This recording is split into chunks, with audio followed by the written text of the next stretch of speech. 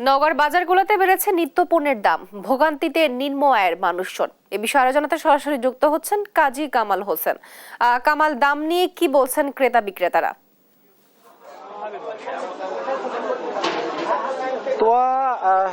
নওগাঁয় নিত্যপণ্যের বাজারে ইতিমধ্যেই রমজানের যে আগমন সেটার প্রভাব পড়তে শুরু করেছে। বিশেষ করে এক সপ্তাহ আগে সবজির যে দাম একেবারে নিম্নমুখী ছিল সেখান থেকে অনেকটাই উঠে এসেছে এবং সব রকমের সবজির বাজারে প্রায় কেজিতে 10 থেকে 15 টাকা বৃদ্ধি পেয়েছে।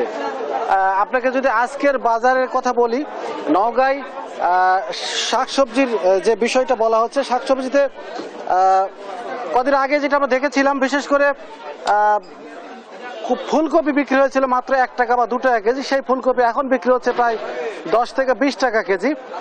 আজকের আলু বিক্রি হচ্ছে 20 থেকে 25 টাকা, দেশি যেটা সেটা বিক্রি হচ্ছে 25 থেকে 30 টাকা। রসুন দেশিটার দাম বেশ কম থাকলেও 150 টাকা, কিন্তু পুরাতন যে রসুন 240 টাকা বিক্রি হচ্ছে। আদা, দেশি আদা বিক্রি হচ্ছে 160 টাকা কেজি দরে, এটার দামও বেশ বৃদ্ধি পেয়েছে। এছাড়া বেগুন বিক্রি হচ্ছে 30 টাকা, গাজর 25 টাকা, কাঁচামরিচের দাম বেশ সহনশীল অবস্থায় আছে 40 টাকা। তবে ক্ষীরা বেড়েছে 30 টাকা, সিম 40 টাকা।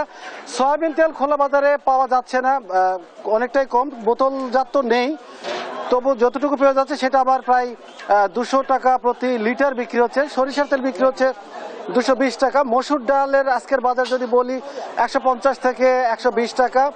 অ্যাঙ্কর ডাল 70 টাকা। ছোলা বুট বিক্রি হচ্ছে 105 টাকা। চালের বাজার বেশ ঊর্ধ্বগতি। আপনাকে জানাই যে সব রকমের মোটা চাল স্বর্ণা জাতের 58 টাকা এবং কাটারি বিক্রি হচ্ছে 75 থেকে 82 টাকা। আতপ চাল বিক্রি হচ্ছে 115 থেকে 120 টাকা। এছাড়া গরুর গোস্ত, মুরগির গোস্ত সব কিছুতেই দাম অনেকটাই আকাশচুম্বী। গরুর গোস্ত আজকের বিক্রি হচ্ছে 700 টাকা কেজি দরে এবং খাসির গোস্ত বিক্রি হচ্ছে 1200 থেকে 1250 টাকা কেজি দরে। তো সবকিছু মিলে বলা যেতে পারে যে রমজান আসার আগেই সব রকম বাজারে এর প্রভাব পড়তে শুরু করেছে। তো এই ছিল নওগাঁ থেকে নিত্যপণ্যের বাজার দর নিয়ে আমার কাছে সর্বশেষ তথ্য।